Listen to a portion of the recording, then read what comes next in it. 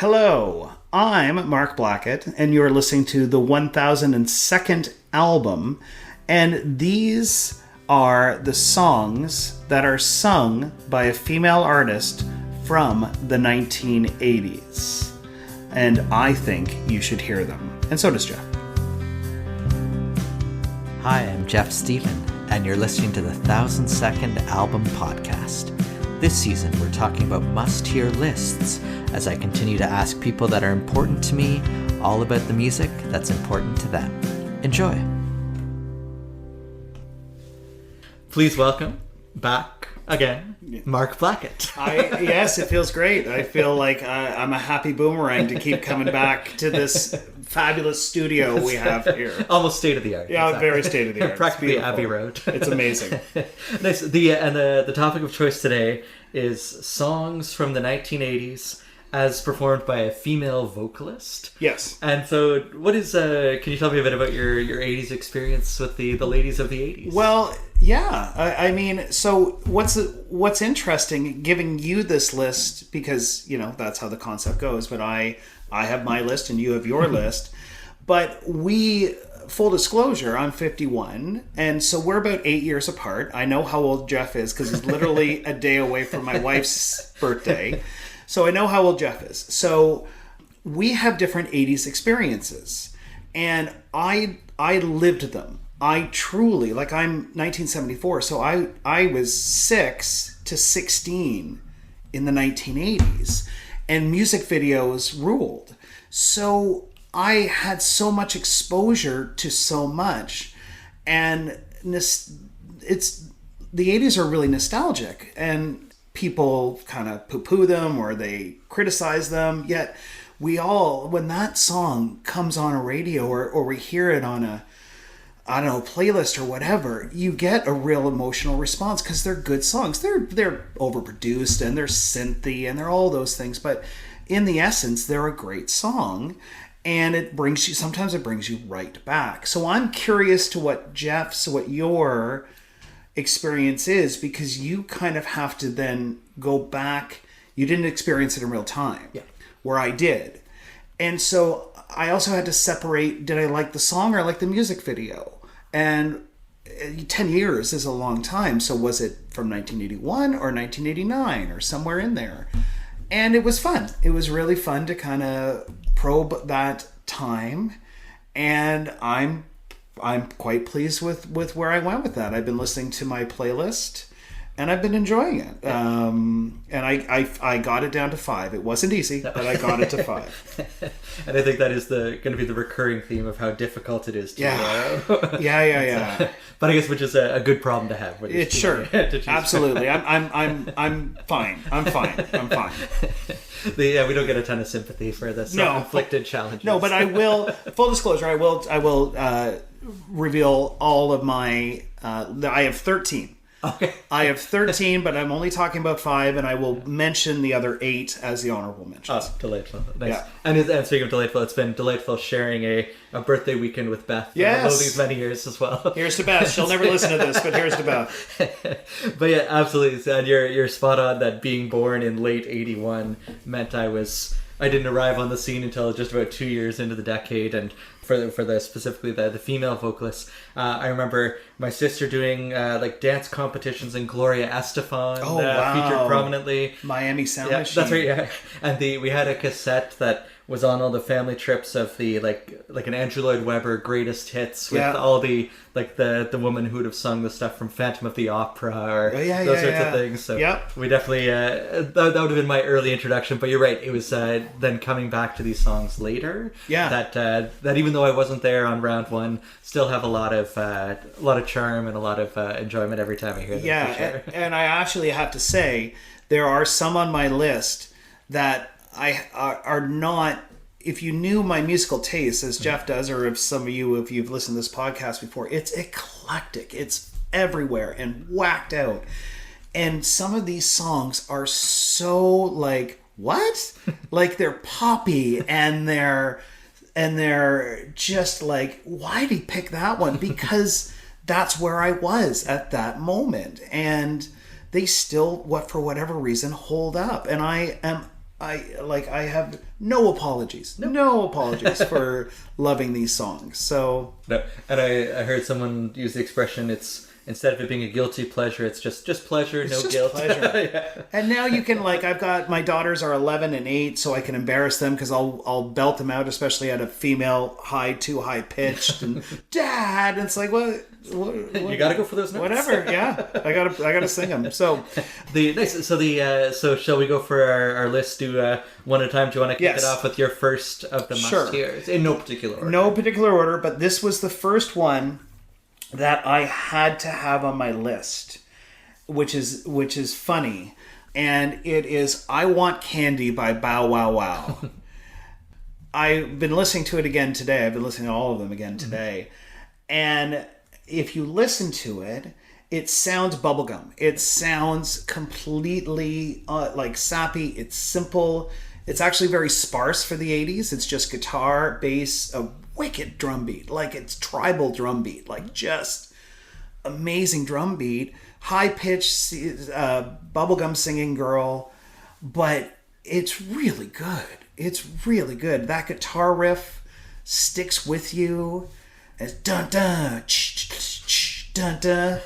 It's been done over and over, but I think it's just the perfect package of a great pop song. And I remember it got referenced by Anthony Kiedis, Red Hot Chili Peppers, in the song "Suck My Kiss." Yep. And so I listen to Blood Sugar Sex Magic a lot. So when I hear, like, swimming in the sounds of Bow Wow Wow, you're just like, so Anthony Kiedis is referencing this 80s band. Yeah. And I'm actually, I think, going to go home and see if they have, like, dive into their albums a bit and see what's up. So anyways, it's Bow Wow Wow, I Want Candy. Nice. And I'd be curious to see if the albums hold up, because I remember from that 1001 Albums book I went through, one of the big learning experiences for me was everything I initially dismissed as a one-hit wonder, like Dexy's Midnight Runners. Oh, yeah. Had 3 albums and they're all great. Yeah, so there you go. And you listen to them. Yeah. Oh, yeah. So it could be that Bow Wow Wow would fit that formula as well. So I like it. Nice. My first one, speaking of, you mentioned that one had, relative to some of their contemporaries, a bit more sparse, a bit more guitars, drums, that sort of thing. The album I ended up at first was, again, from 1980. If we were to have a must-hear debuts of the decade, this would probably be on it as well, by the Pretenders. And so, and I thought I could have picked Brass in Pocket or a few of the other tunes, but I picked my favorite from the album, which is called Lovers of Today. And it's I do not know it. It's delightful. We can put it on post. Yes, of course. Post podcast. Oh, by the way, everybody, go find these songs. You won't hear them on the podcast, unfortunately, but go find these songs. You got to listen to them. Yeah, precisely, and play along on the Venn diagrams too. Yeah. but and like you said, with that one, it was mainly vocals, guitars, bass, drums. There's and as a guitar enthusiast as well, I think you'd really appreciate the chord progression in the instrumental section, where they just keep jumping from key to key as the pattern sense. So is it Chrissy Hynde, the pronunciation? Yeah. So just like fabulous presence on as the front woman there. She's got credentials. Yeah. Like, she goes back to England punk. Yeah. And she became, like, kind of poppy in the 80s, but as far as street cred for other musicians, she has a lot of respect out there. A lot of respect. And not only for her songwriting and her singing and just holding the Pretenders together, but also for her rhythm guitar. Mm-hmm. So, yeah, that's a good one. That's a great one. Yeah. So we're 2 for 2 thus far. For your must-hear number 2. Okay. I'm going there. It is Total Eclipse by the Heart by Bonnie Tyler. Yeah. Some people would dismiss it as just pure 80s sap, easy listening radio, all of that stuff. And that's fine. That's fine. But it's easy to make fun of it. But wow, it's actually a fairly complex song. It wouldn't be an easy song to sing. It's sung very passionately. She's got a really unique voice. But just all of those different parts and the counter with the other singer, the turn around, like that kind of thing. and the build of it, and then it just comes right back down again. And they covered it in Old School. Yeah, Old School was amazing. Just the not safe for work version of it, but you saw them singing it, but you know they have respect for it. Oh, 100%. If that makes sense. Yes. We had a T-shirt for the kids where I think it was a taco, and it had the caption, "Every now and then I fall apart." So that was it. Whenever it got to the next kid in the rotation, so fun. I always enjoyed seeing that come back. So. That's so fun. I have a feeling we're not going to have anything. It's possible there won't be overlap, but if there is, and it's one of those ones I've realized we can't lose though, because if we have all 5 overlap, we're in sync. If we have none overlap, there's too many good ones to choose from. Exactly. And if we overlap, hey, we've got a nice Venn diagram. There you go. So everybody wins. The my second one was one, again, it was definitely I wasn't aware of it at the time, but in that 1001 book, I really enjoyed an album by Amy Mann called Whatever, and it was a lot of fun. And then I later learned she was in a band from the 80s called Till Tuesday, and they had a hit called Voices Carry that I eventually explored. And you mentioned the power of music video. There was a very powerful music video of that where, do you recall the one where the boyfriend's just being a total jerk? And, he's sitting in the theater. Yes, that's right, yeah. And so I know all the music, I know the music videos. So that one, again, I love there's the nice palm muting in the verses as it's building in tension, and it might have my favorite outro from any song from the 80s, because it's a good just minute and a half of the hush hush voices carry. And there was speaking of the power of music video too, Amy Mann seems to have a real sense of humor, because she, for one of her more recent ones called Labrador, she sort of redid that video. Oh, did she? Where John Hamm was playing the director, with a vision for it, and it's pretty funny seeing her decades after the fact and changing up the roles of it, and so it's a lot of fun. The song itself, Voices Carry, love it, and that's my second one that one must hear. Do you know what my third one is? I'm about to find it. It's by a band called Till Tuesday. Did we? Yeah, its Voices Carry. We're on the board. Excellent. And I'll show you. I'll show it to you afterwards. We did it. We did it. It totally accidental. That was the song I was playing in my car when I pulled up. That's funny. Because I had to check if it was. It actually could have fit in the early 90s. Right. So I had to make sure, because she's one of these singers that's just been around and was still relevant around that time. So the background on Amy Mann, she is married to Michael Penn, which is Sean Penn's brother. Okay, yeah. And has his own singing career. I don't know enough about him, but the two of them were singer-songwriter combinations.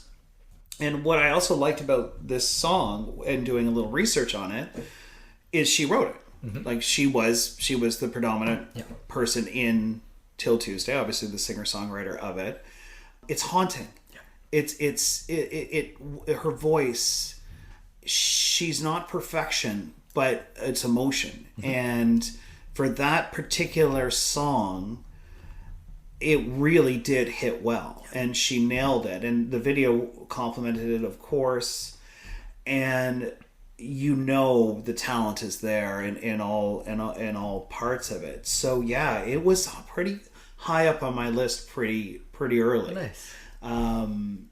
It's funny what sticks with you. Yeah. It's funny because I remember watching the video and hearing it at the same time, and I never followed Till Tuesday or Amy Mann or anything like that. There's a great Portlandia skit with Amy Mann. Okay. Where as a singer-songwriter, they've fallen on hard times. She's fallen, and she becomes the handy woman, or the carpenter maintenance person for Fred and Carrie. Yep. In their house. And so they're like, wow, Amy Mann, wow, that's great. Can you go out and fix that and all of that? And it ends, and she's very funny. Yeah. She's very, very funny in it. She's very deadpan and funny.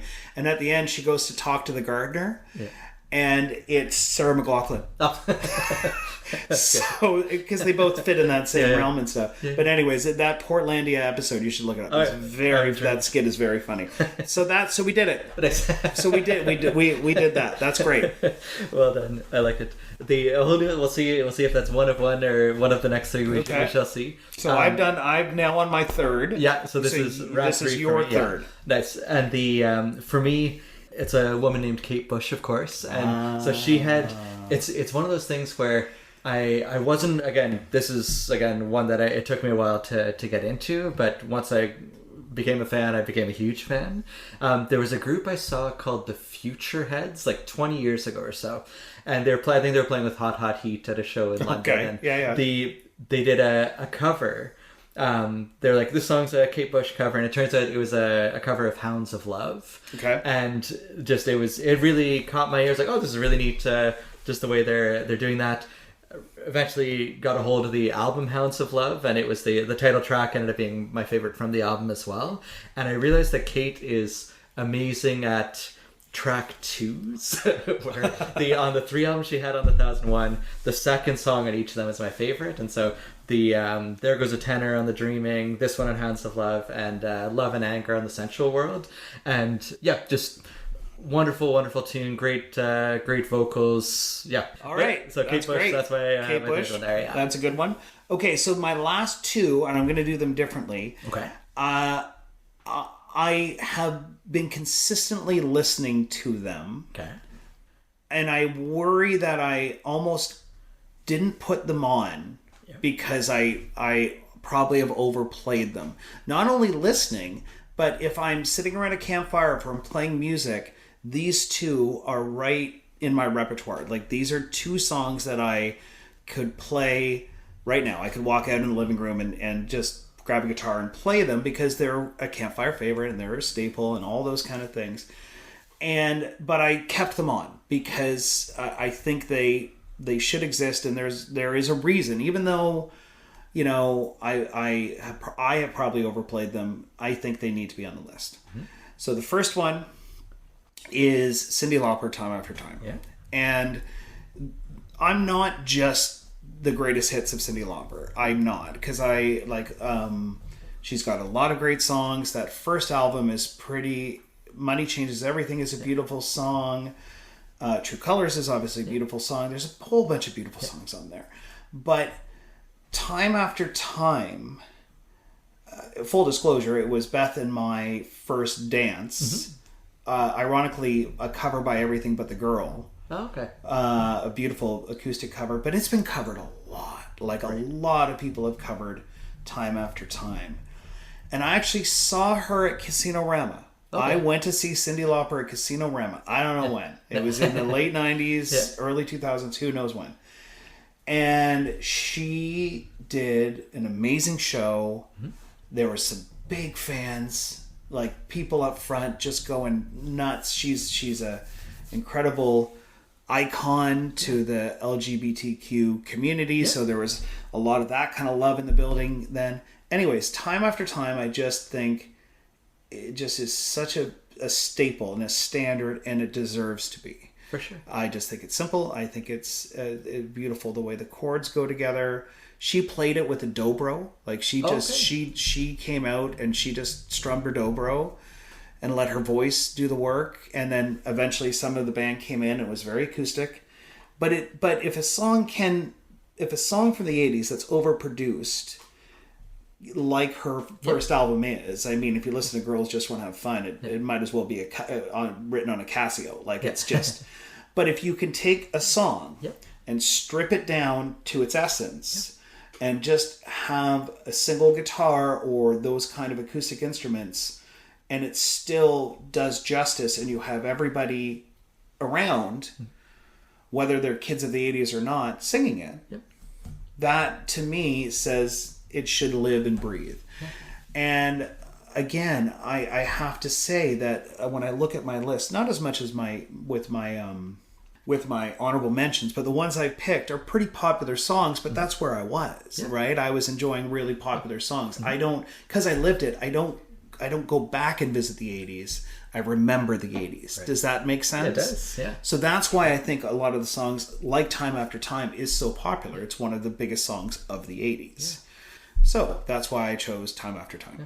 And often songs are popular for a reason, and sometimes it's the quality. And with that one too, I love the vocal harmonies and the chorus there. Like the two, they just pair so nicely. And that whole, I remember really enjoying. She's So Unusual. Is that the debut? Yeah. Yes. And I remember being really, really happy with it. Yeah, really enjoyed that one. If there was debut albums by female artists. Yes. That would have to be on that list. Yeah. So them and with the Pretenders earlier. So we've got a couple contenders right there for the start. That's good. Nice. And actually both the wedding theme and stripped down to just the the guitar and vocals would factor into my two as well. I'll go with the guitar and vocals one, where perhaps my favorite song structure of any song is Tracy Chapman's Fast Car. Okay. And because I love there's the saying, don't bore us till the chorus, but in her case she gives us 4 verses outlining a whole story before it finally hits the chorus at the 2-minute mark, and it's amazing. Like, I love, she makes us wait for it, and it's fantastic, like going on that journey along the way. And it's the kind of thing that if you just stripped it back to her voice and an acoustic, it holds up beautifully. Really moving story, like trying to break out of the cycle of poverty and helping the family members with addictions and that sort of thing. Just heartbreaking and just super compelling listen. Love that song. If a song can be heartbreaking and positive and uplifting and just sad all at the same time, and I agree with your just verse and then suddenly dive into the chorus. You wonder where songs like that come from, like truly, and where they come from. And she's, as I heard her in an interview recently, because of is it Luke Combs who somebody did a cover recently? It was a country artist. I could be wrong. Somebody's yelling at me over. But it got boosted back up. It obviously became number 1 again, and I think at the Grammys she did a duet with him to play the song, and it's just, so it obviously lives and breathes and still exists, and it, even if it's played on a country in a space that country music lives and people embrace it in that genre, you're like, well, it's the song. It's the song. It's simple to play. Yes. But beautiful. Yeah. And it's Tracy Chapman when you hear her voice too. Yeah. She got such a unique voice. That's a good one. Yeah. That's a great one. Well, thanks. Yes. And before the 8 honorable mentions, the 5th one that made I have a 5th one. Yeah. So this one is a great campfire sing too. It's beautiful harmonies, and this is not from the genre of the overproduced 80s poppy hits. This is more of that gritty singer-songwriter, granola, real folksy but strong songs. Indigo Girls, Closer to Fine. Nice. And again, I've played it a lot. I've overplayed it probably, but if I'm sitting around a campfire and I have my guitar and somebody says, hey Mark, play a song or whatever, I have it in my repertoire, and to watch people just dive into that song like they just want to belt it out. And it's essentially, if you listen to it, sparse. It's just really guitar. But there are some times where you have a duo that meld their voices together. I bet Tegan and Sarah, if they were older, I would have a Tegan and Sarah song on the list. And because, I mean, they're sisters and twin sisters, but to listen to them kind of blend their voices together. But the Indigo Girls can just make their voices sound like one. And they're still going. They got the song got another jolt of life from the Barbie movie. And I think it took them by surprise in any media that I ever saw about it. But they're still touring. They're still out. They're still doing it. And it's just a fun song. But it also is very heartfelt. Yeah, I really do like it. So it's closer to fine. And again, I don't like it's like, oh, is it too popular? Is it too and it's like, no, I like the song, and I've always liked the song. Yeah, and just in the Barbie movie, like they were belting it, like it just shows like it has that power, and so absolutely. And the for my final one, it has the same, like if you put it on, you can't help but be in a good mood, though it has a lot more production to it. And it is, of course, by Whitney Houston. It is "I Want to Dance with Somebody." And I knew Nice. I knew Whitney would factor in somewhere, and I realized that this had to be the one. And it actually, when you mentioned that Time After Time was part of your wedding in the dance. Yeah. When Wendy and I got hitched many moons ago, we got people to submit requests with their, like with the RSVPs. So we said, that's interesting. A couple songs. And That's when we were making the list, I remember apologizing at the, like when we were, doing our thank you stuff, and like I said, we got as many requests in as we could. Cutting the Whitney Houston request felt like canceling Christmas. and I apologize profusely, but I won't make that mistake again. I will include Whitney here, because it's the kind of song that they, even morning announcements at school, they'll play it to get people to go to class. It's just, it's such a great energy. And it has, there was a Pink lyric a couple years ago, what was the song? Never Gonna Not Dance Again was the name of the tune, but she said, I want my life to be a Whitney Houston song. And this is the one I picture, where it's like, it's so upbeat, it's so energetic, and it's got these wonderful backup vocals at the end where she's saying like, don't you want to dance? Say you want to dance. And the backup vocals go, dance. Just repeatedly. It's like, once you hear it, it's like, that's what you're drawn to. But it's wonderful. It's such a positive tune, and love it. Whitney Houston, I Want to Dance with Somebody. That's great. My fifth must hear. Yes, absolutely. That's a great one. Yeah. That's great. Nice. Now though we did limit ourselves to 5 each. Yes. What were some of the other ones that were on the verge? They were so close. Okay, you want to hear all mine? Yes, please. Okay. So the first one I did not put on because this would be a caveat because of Fred Snyder. Fred Snyder does half the vocals or a whole bunch, but Love Shack, my God, like Cosmic Thing, that album, when it hit, it was a party. And I still have a bunch of songs on my playlist, like Rome or Deadbeat Club. These are all from that album. But Love Shack, oh my God, it was so fun. It was so fun. But Fred Schneider, he's in there. So I don't know. I said I don't know. 99 Red Balloons or 99 Luft Balloons, depending on which version. That's Nina. Yeah. Only You by Yaz. Okay. I recently tried to play that acoustically, and it lends itself very well. Okay. So that's one. Mickey by Tony Basil. Yeah. I was listening. I know, yeah. Oh, Mickey, you're so fun. It went too bubblegum for me. It was just too much. That I think Bow Wow Wow had slightly more edge to it, so I could handle it. Yeah.